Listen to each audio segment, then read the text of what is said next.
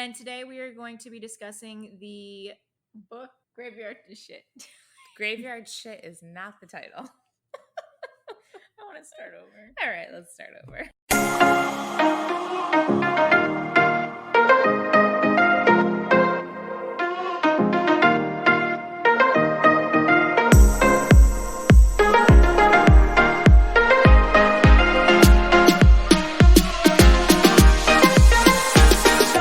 Welcome everyone to Literary Lushes with your host Megan And Samantha. And today we're going to be talking about the book Graveyard Shift. It's a Lana Harvey Reapers series. Right, it's the first in the series. It's by Angela Roquette. And we also did the drink video. If you didn't happen to see it, it's called the Grim Reaper drink. It's pretty good. It has Kahlua, And Bacardi, and rum. Yeah, Bacardi is rum, but yeah. Kahlua, rum, and a dash of grenadine, and that's it. So super easy to make. Super Tasty. cute video. Check it out if you haven't already. And the book was recommended by one of our listeners, Sharon Call. So thank you, Sharon, for the recommendation. Thank you. I enjoyed the book a lot, so thank you. And so to keep good on our promise of doing a quick recap if you didn't read the book or if you didn't finish or if you read it a while ago and kind of forgot some of the plot points, we're going to do a really quick Lana Harvey Book 1 Graveyard Shift recap. So Lana Harvey is a Reaper in the afterlife. She lives in the city Limbo. Her boss is referred to as Grim. He is the OG Reaper. Yes. And her job is to go harvest souls on Earth, bring them to the afterlife, and deliver them to their appropriate eternity. Whatever religion they practice. Is where they would end up. So if you were Christian, you'd end up in heaven. If you celebrated some of the more pagan religions, you'd end up in Summerland. If you were evil, bad, you would end up in hell, etc., etc., etc. Reapers are second-class citizens in the afterlife because they were creations of Grimm. And she gets basically involved with a committee to find a certain soul, a very special soul. And it's a race against time and demons. And along for the ride is her friend Josie, who's also a Reaper. Her friend Gabriel. You might know him as Archangel. the Archangel. Some old school Egyptian gods like Horus. Which was so cool to see all that. Yeah. Jumping ahead, sorry. So, and she kicks ass, takes names, and may or may not save the day. So you'll have to listen to the podcast and read the book to find out our thoughts. But that is our quick, more or less 60-second summary recap of Reaper recap. Our Reaper recap of Graveyard Shift. All right. Woohoo! So before we delve into it, we just wanted to remind everybody that this is one of our listener appreciation episodes. We're going to be trying to do these about once a quarter or so. And we also want to take a second to shout out to our wonderful patrons on Patreon who support us. So thank you, Julie, Ray, Mike, and Linda. Thank you, guys. Thanks to you, our monthly hosting fees are now covered. Woohoo! So now we can spend more money on better equipment, better alcohol, and better drink making kits. So thank you guys. We appreciate it. Thank you so much. All right. So now getting into the book. I really enjoyed it. I enjoyed it so much. This is like my wheelhouse of books that I like to read. Mm-hmm. Same.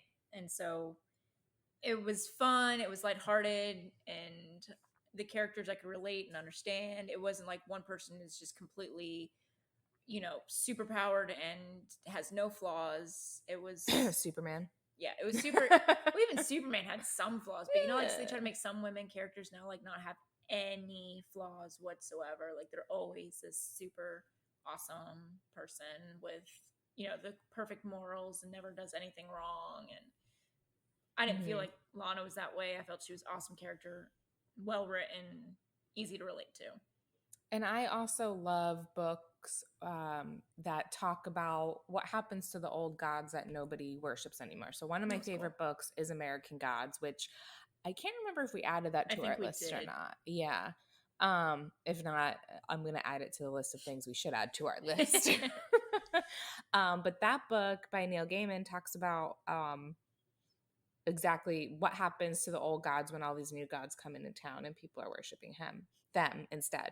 And in the graveyard shift, you kind of see the same thing of all of these older gods, especially more of the pagan gods. They used to have enough support to have their own lands in the afterlife, and now that they don't, they kind of pool their resources to an area called Summerland, which sounds really nice. Which does sound really quite lovely, honestly. Except for the Egyptians, who still have their own territory. And I also always found ancient Egypt so fascinating. That is super fascinating. First off, I need to finish my thoughts there. Second was, I always wanted to go to Egypt. Oh it's on my top places that I want to go to. It is on my list. It's just, I actually even have a book on my bookshelf, and it's like how to read and write ancient hieroglyphics, and like the whole thing is just awesome and intriguing to me. And they were the first people to write on paper, not just on their caves, but on paper, and made it to where they could bring their knowledge with them and share the stories. And so and they were really ahead of the time for preserving bodies too. They were way ahead of the game. So yeah, I understand why they didn't want to give up their foothold on their own, like, oh hell yeah, stuff. I wouldn't either. Yeah, nope. They're badass for sure. Heck yeah. Because we like, people still know who they are. We're a lot of pagan gods. A lot of people don't know. I think if it's in the big name wheelhouse, right? So everybody knows like the Greek gods, right? But a lot of them don't know the Roman equivalents, so Zeus like is Jupiter, right? And Neptune, and like all the planets, obviously, and then you have the other extras, right? But they're essentially the same god, just different names. And it's interesting that the Greek names are so common. And then, some of the Norse mythology is more popular now, probably thanks to Thor, Marvel. I think so. And Viking, like the whole Viking phenomena, Viking show and all that stuff. Yeah. And then, I think the big hitter Egyptian gods are pretty popular. Like the ones you see in the book, like Horus is a big player in the book, and most people know who he is. Yeah. And they also appear in American Gods too. So I think you'll really like that book. Oh, yay. Yeah. That's exciting. No, I don't want to tell you what they do as their day job, but it's pretty fitting.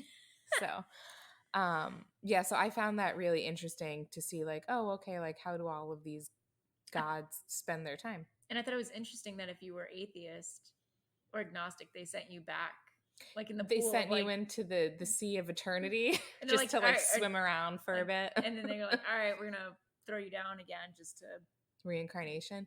I also like that you had the choice of, okay, I could be dumped in the sea until an indeterminate amount of time, until I'm reborn, or I can work with the fates at the Fate Factory, and then I get to choose who my parents are going to be. And also I get like one day off a week to just fuck around. Yeah.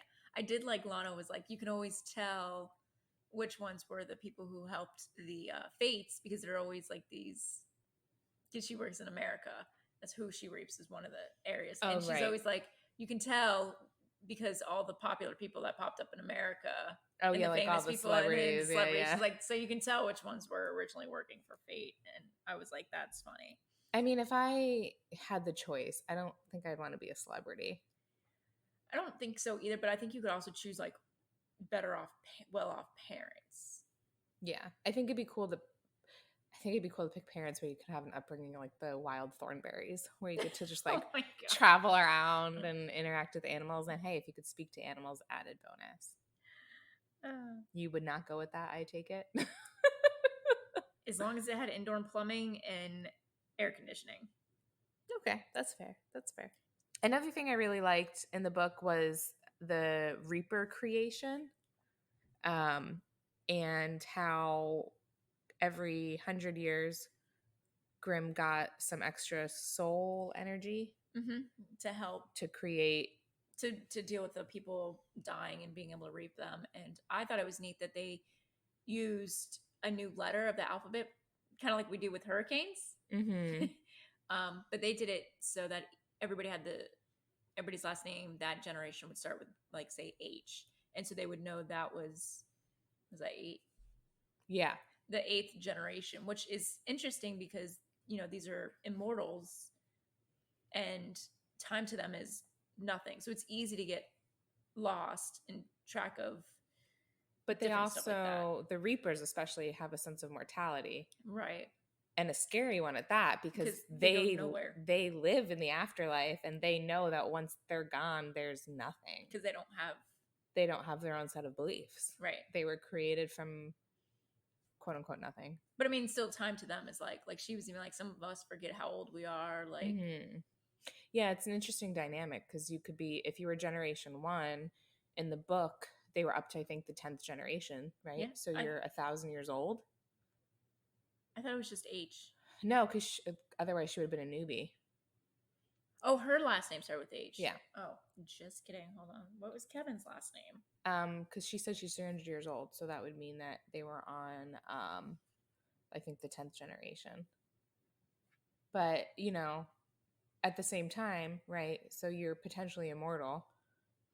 But then if something goes south while you're collecting a soul or harvesting a soul, you just cease to exist. Yeah, which is Corrine's death was the spoiler alert, was the scariest thing. Like,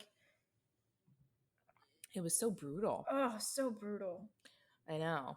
One thing that, okay, and maybe it was one of those ones where when I was reading it, I just, you know, sometimes you read and you're paying attention, but not really. Yeah. So it could have been one of those. So maybe I missed it. But I feel like the author, Angela Roquette, kind of glossed over the whole soul energy thing a little bit. Well, maybe she dives into it in later books because, yeah, I didn't really.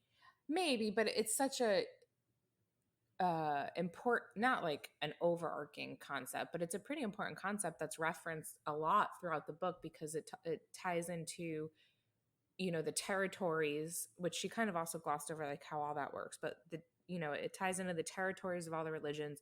It ties into why Cain the demon was trying to attack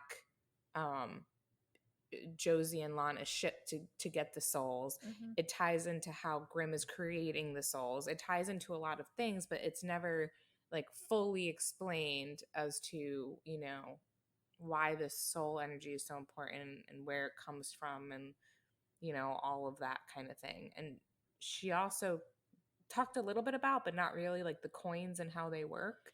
And that I was very confused about that. I'm like, so do you get one coin? Like, you know how like in that movie Just in Time or whatever, or In Time, and then you have like a number on your, and that's and then, it. And you just, and every time they turn your hand, you can it's like a that debit way. card almost. Yeah. And then, or do you carry like a purse that has multiple coins with multiple amount? Because there's got to be multiple, because she gets bags of coins. Yeah, and bonus checks and stuff like that. So then I'm like, okay, and then you got to count each line. Like, that's gonna be tedious. It's that was kind of strange to me. I didn't really understand, because there was that one scene where she goes out with Malik, Malik.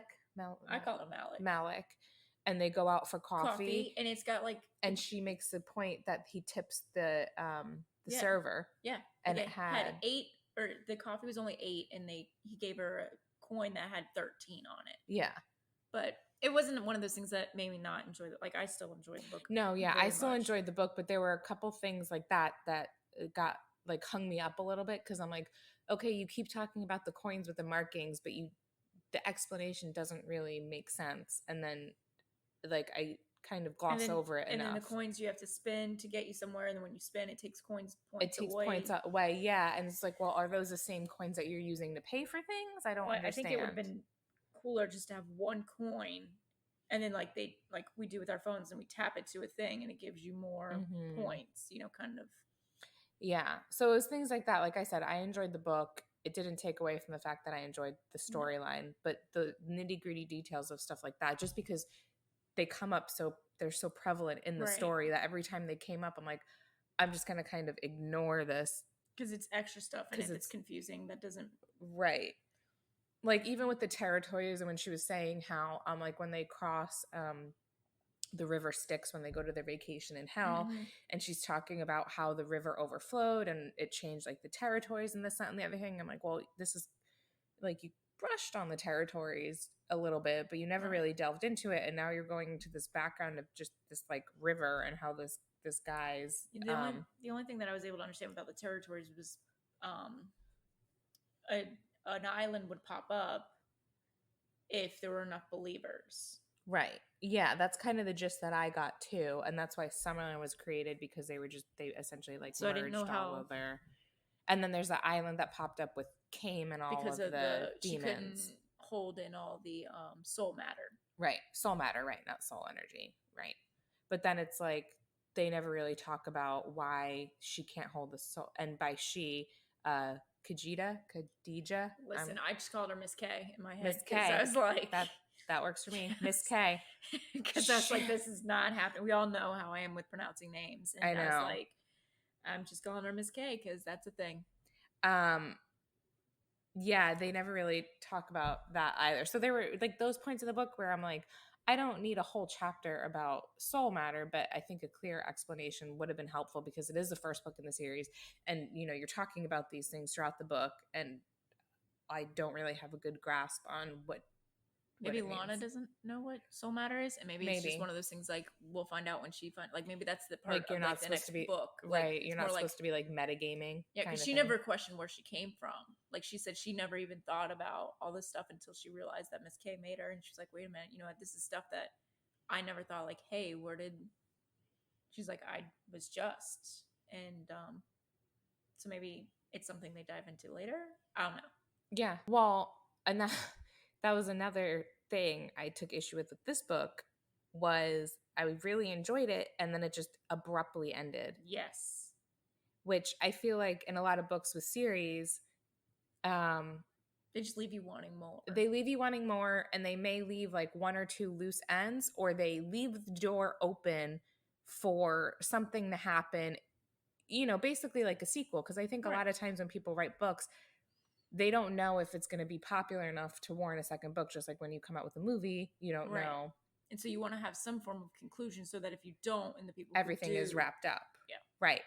And I feel like with this, it was like, okay, here is a list of the 10 issues and problems that Lana has to solve. And at the end of book 1, she solved one of the problems, and 3 other problems popped up. And then it's, oh, okay, we're in hell enjoying our vacation, and shit. I thought their relationships happened so quickly. Yeah, her and Malik. So quick. Kind of how I thought about it was Lana realized that Malik was on her side. Quickly. And that... But he could have easily been lying to her. But at that point in time, she didn't really know that, like, how many layers there were going on. And I think Gabriel also realized, like, okay, this guy has Lana's best intentions. And if Lana's okay with it, then I'm okay with it. But I'm still going to, like, but like make fun of him. Malik could have easily been doing this all because he knew the backstory. He knew that Miss K was the one who made, and if she was dying, but Lana was the only one who could do all this. So he could have been easily just doing this to get her to be safe, and safe for making sure his eternity was safe. But I sound like a horrible cynic. I'm not really, but it's just like one of those things, like the whole... No, I know. I think when he brought her to see Miss K, I think is when she realized, I could probably trust this guy because he's telling me more than Grimm is telling me. To me, it like makes sense because they say that people who go through traumatic events together are more likely to stay together. And my thought was kind of along the same thing, where she's going through this crazy thing where her whole life and career gets completely overturned. And this guy, Malik, is in her corner. And then she maybe starts to realize, like, the only reason he's been paying attention to her is because he has her best interests at heart. And he knows that she's probably going to get the shit end of the stick, because at the end of the day, she's just a Reaper, and like, who the fuck cares? And then, when Corinne dies, and then, when they're getting chased by demons, and, she's getting frustrated because she's not being told the whole story. He's telling her the whole story, so she's learning to trust him. But then he's also getting dragged into a bunch of shit too with her. And I think, he's, learning to deal with that too. And I think just the two of them together, maybe because they're going through this like weird traumatic thing of eternity potentially. So, but to shit. But girling out, I did like the dress scene where she's in the dress shop. Oh, See, that whole scene, I was like, oh my God. See, me, I was like, oh, that's kind of cute. You mean it, like, Athena? I knew, yeah. Athena's dress shop when Yeah. he buys the matching Yeah. thing. It was interesting with the harmony and like the Eternity Pact. Mm-hmm. And I did like how there was that whole political game and power struggle going on where we're all equal, but not really. Right. And we have a seat on the council for a century because a century is nothing if you're immortal. Right. And I also like that they had to live in limbo. Mm-hmm. If they were on the council, they couldn't live back on their right. They can visit and stuff, obviously, but they were meant to be there. Yeah. All in all, I really enjoyed the book. Like I said, I love books like this because it ties in history without you feeling like you're reading a history book. And I always like to see people's takes on the afterlife and gods and demons. Oh, that was the most neat thing. Mm-hmm. I really did enjoy this book. I was like, well, guess I'm going to have to make room on my bookshelf for this series because I'm definitely... Hell yeah. Hell. So we always talk about like who you would cast. And the whole time I was trying to figure out who would be Grimm. And did you watch American Horror Story? Yes. The guy who plays the Axeman. I gotta look up his name. Which season? Coven? Oh, didn't get there. Oh, you didn't get there? Okay, hold on. Danny Houston. Okay. You know who would also be good? Ron Perlman? Ron Perlman would be good too. Him and Danny Houston have like similar facial features, I feel like. Yeah. For Lana, I kind of put myself in her place. I think that's what they style it to do. I did imagine Chris Hemsworth as Gabriel. I can get on board with that. So as part of our listener appreciation episodes, again, we're going to be trying to do these every quarter. We're also going to do our author spotlight segment, ASS for short, just ASS. And we're expanding it from, in addition to authors, fellow podcasters, and any other creative, content creators, just to give them an opportunity to come and talk about their works and, bring a little positivity. So instead of Conscious Corner today, it'll be our segment. At the end of the podcast. Our ass of the podcast. Our ass of the podcast. It's the back end of our podcast. It's the back end of our podcast. And we technically can't say ass segment because then it would be author spotlight segment. So yeah. So just our ass. Yep. We'll show everybody our ass. At the end. Go out with a bang.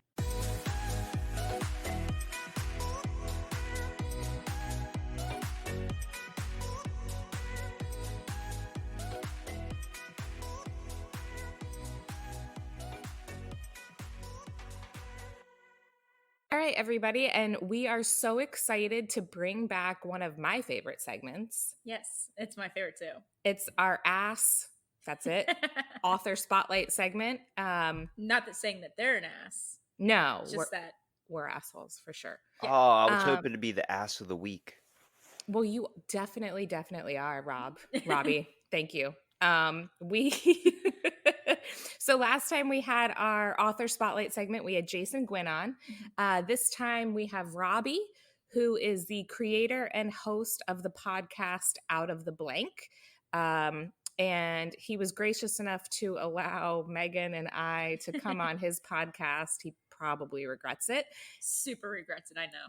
And now he's probably regretting his life choice to be on ours. So welcome, Robbie. Well, thank you so much. I'm happy to be, I guess, official honorary literary lush. Yes. Congratulations. Try saying that 3 times fast. That's why we chose that title when we were going through it. We were like, what can we make it so difficult for people? So, Robbie, we both were on your podcast Out of the Blank, but for people who may not know about it, can you tell us a little bit about it? It's just conversations with people that tend to go anywhere. Really, it's whatever direction we do. I just try and let it flow. Like if we bumped in the street and decided to have like a coffee or something. I remember we talked, when it was my segment, we talked about like education and how the pros and cons of public conversations. Yeah, mostly I'm really fond of education, mostly because I didn't actually truly enjoy it until after I was out of it. Mostly like just working and figuring out like, oh, you actually need an education, and actually learning can be fun when you actually, do something that you love to do, or maybe get a good book in front of you as well. I feel like that's with a lot of people. When I was in school, I was like, God, this sucks. And now that I'm an adult and working full time, I'm like, this sucks even more. I want Yeah. to be a forever student. I want to go back to school. Yeah. So would you guys just talk about books? We talked about books, and then we talked about law for a little bit, and insurance, basically the two buzzwords if you look up what I do for a living. I'm not super titillating, but pays the bills. So Robbie, what gave you the idea or the inspiration to start Out of the Blank? It's really kind of a weird story. When I graduated high school, I came from a spot where there was a lot of bullying my way. So just in December was me going to the gym every single day for 7 years. So Oh wow. I Congratulations. thank That's you. impressive. I Yeah, I became need that kind of motivation. I Jeez. became a bit of a fitness freak just because I was picked on pretty bad. But after a couple of years of graduating high school and I was doing the same routine over and over and again, that kind of everybody's kind of falls in a little bit. Work, school, sleep, work, school, sleep, gym, all that. It got really, really old. And I felt like, I was approaching my 20s and I was like, man, is the only thing down here to do to drink? Is that how everyone gets through the day? Yes. And for some people, yes. I had a friend of mine call me from school. And when I mean friend, I mean our junior and senior year, we had lunch together. That was it. I only saw him 30 minutes a day. And we barely even talked. It was more like, hey man, you can eat those chips. It's like, had like a casual conversation. And he calls me and I haven't seen him since we graduated school. So 3 years prior. And he calls me drunk on his roof. And he's telling me like how he's feeling, like really depressed, and he just feels like his whole life's been set up for him. And this is a kid that I swear I have the just he's such a good dude. I mean, he's the classic Harvard teacher's pet type guy, like all-star baseball student going like he was going to go places. And he just felt like the whole life that he's been living so far has been set up by his parents and then it wasn't his own. And after talking to him for a couple hours, I'm like, if you need anything, let me know. And then he said, like, I really appreciate you because I know we haven't talked, but I always knew you were a true person. And then it sparked up in my head. I was like, we need to start having conversations as people again. How many times do we just walk in after a long day, send a text or do something, but really never communicate, even with our own family sometimes, even having that dinner that's maybe 30 minutes, 15 minutes, just sitting down and, recounting everything that's happened in our lives. We've lost that. We've adapted to Netflix and so many other things, and even though they're amazing things, I love watching, true crime or something, trust me, but we're losing the communication aspect. And I think that's when you start seeing problems with people just on the street, such as not being able to handle your problems well. You start to get depressed, and I realized that everyone can go through depression, and it's only going to increase the less we communicate. Just so you know, Robbie, the whole time you were talking, Megan and I were just sitting here nodding like, yes, yes, yes, yes. That we completely understand and completely agree. Maybe I'm making this up, but I could have sworn I saw on your Instagram page that you also have a spinoff of Out of the Blank. Oh, that was a long time ago when I first started this thing. It was weird inviting random people that I just met on the street just to come over to my house and start doing a podcast. Rightfully so. Yeah. Like getting in a stranger's car. Because before I figured out how the internet, this whole thing went around, I used to do them all in person, like the first 70. So we were getting in-depth conversations for like 2.5 hours. Like some of they're like, it's weird when you're in front of somebody and you're talking to them because you get into an actual real deep conversation than instead of a screen. Mm-hmm. But I met my cousin on like Christmas Day, and he's my long lost cousin. He's in his 30s. And I was like, dude, I don't know you, but do you want to do a podcast? He's like, yeah, okay. And we went upstairs, and that whole episode that I have is just us learning about each other. It was fueled by shrimps and crab cake, like for 2.5 hours. Delicious. Yeah, it was amazing. That sounds yummy. And but fill in the blank was I was recording with trying to get people, to actually come over to your house and do it. A lot of people would cancel last minute, even though you'd have it all planned and set up for like weeks. So right. Yeah, we know how that goes. I wanted to still record with my friends.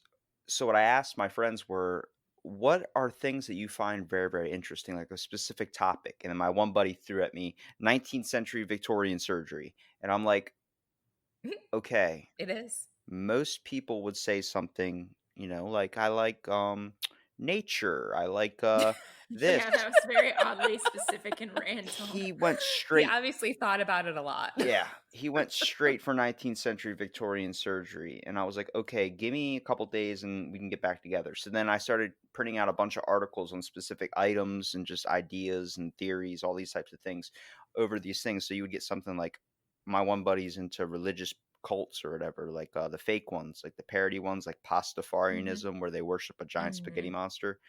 So So amazing. I looked up religious parody cults or whatever, and I got a whole list of them. Jediism, Dudism, Mhm. and then the one I actually joined, and then I actually paid my Maryland courthouse to get me a license in, and that's I am an ordained minister under the United Church of Bacon. That's amazing. So can you marry people legally with that? Yes, don't hold your hands around me because I will marry you immediately. Just like with the original podcast, though, when you start having more conversations and understanding more people as well, you start getting a whole bunch of knowledge into your head. And when I was reading all these specific articles, I started learning all about theories, secret government programs, types of missions that people that weren't in the history books that should have been in the history books.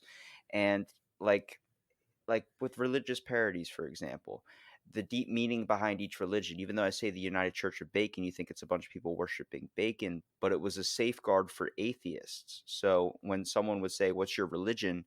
and people would say, "I don't have one," they'd just say, "I'm under the Church of Bacon." And it was really to show that it doesn't matter, what you believe in, that your thoughts are your own and you shouldn't be discriminated for them. It had a deeper meaning into it. And obviously, that's like saying, oh, well, then drinking water could be like, it's the everlasting source for life and sustainable energy. Yeah, but to each is their own. And just hearing that and getting it from the article, I was like, wow, you can really understand a little bit more about something if you just took the time to either have a conversation or just read a little bit more into it. Right, rather than just judging right off the bat and being ignorant and not choosing to be open to new ideas. Well, I'm 22. What do I know? Ugh, just such a youngin. What's your favorite book, if you have a favorite or a collection of favorite books? I would have to say Stuck in Neutral is probably my all-time favorite, even though I read its other version first, which was called Cruise Control. Is that this one like that was made into a movie? No, this one, Stuck in Neutral, actually got my fascination with mental health because it comes from a Oh. perspective of a child that's like mentally challenged, like in a wheelchair, but has no ability to be able to move his hands, anything like that, severely disabled. And it comes from his perspective.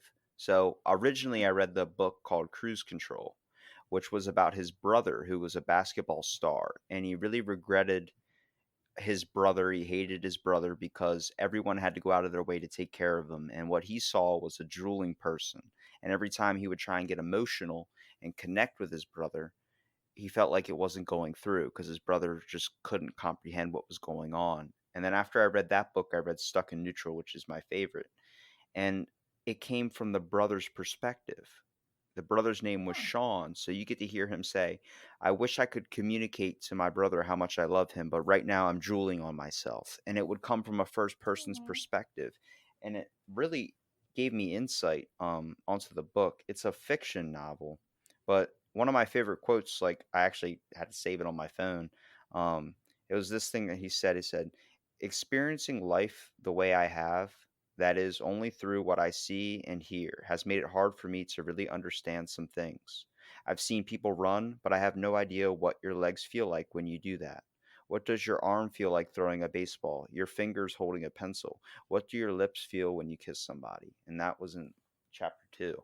But it really brought my insight to a lot of what, when people look at someone who is mentally disabled, they don't understand that maybe they're seeing something differently, but they're able to understand as well.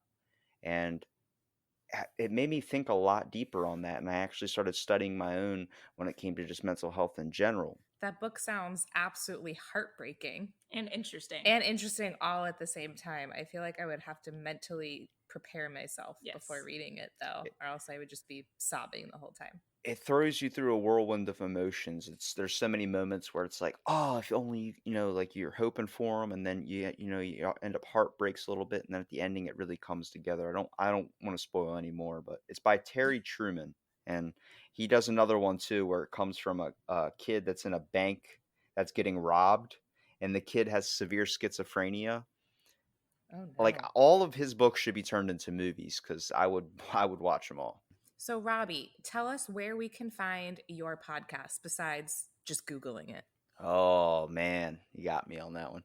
I usually just tell people it's called Out of the Blank. Look it up. But I'm on all platforms, Spotify, YouTube. You want to get in contact with me because I literally will have conversations with anyone. I've picked up people off Reddit. And even though that one's kind of been a mistake sometimes, because when you're trying to talk to Unicorn Fart 3, they don't ever want to really tell you their name. You know what I mean? They're like, oh, I'm like, look, these are conversations with real people. Like you're going to use your first, you're going to use your last name. I'm not about putting people on blast. I'm just about having conversation. Right. I'm very open on my podcast. I definitely said some things where, someone will be like, why would you put that out there? I'm like, I don't know, But it's too late now. It's in the ether. Did you really talk to someone named Unicorn Fart? I actually did, and I've talked to someone named Chewbacca Killer 22. And okay, that one I'm not. I don't know. Unicorn Fart. I want to know who Unicorn Fart is. I want to know who Unicorn Fart 1 is. Exactly. And 2. I want to say his real name, but I don't because I never posted his episode. That's fine. It's just I just didn't know somebody would make that their username. Why not? It's Reddit. When you go under Reddit, you're opening up the world to just some people that don't, they're different. Well, Robbie, is there anything else you want to mention or talk about, or one last plug for your podcast before we let you go enjoy the rest of your Sunday? I would love to plug one more thing. I'd love to plug the Literary Lushes. It's an amazing podcast because honestly, it's fun to hear you guys just talk back and forth between each other and give you guys thoughts too. And I love that you include a little drink too, because why can't learning be fun in the experimental drinking way? Exactly. And we use our brains because we come up with a drink inspired by each book that we read. So it's a learning exercise from beginning to end. Thank you so much, Robbie, for joining us. We appreciate it so much.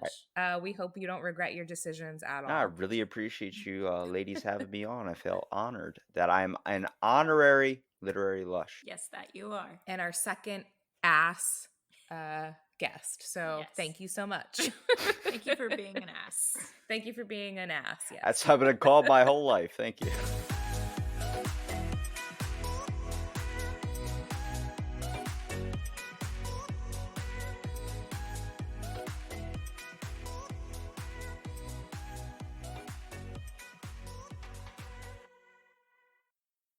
Thanks, Robbie, for joining us on our second author spotlight segment. Yes. And again, thank you to our patrons. It truly means a lot to us. Our next episode will be Heartless. Yes, and that will go up on February 6th, 2020. It's the week before Valentine's Day, so we figured, why not?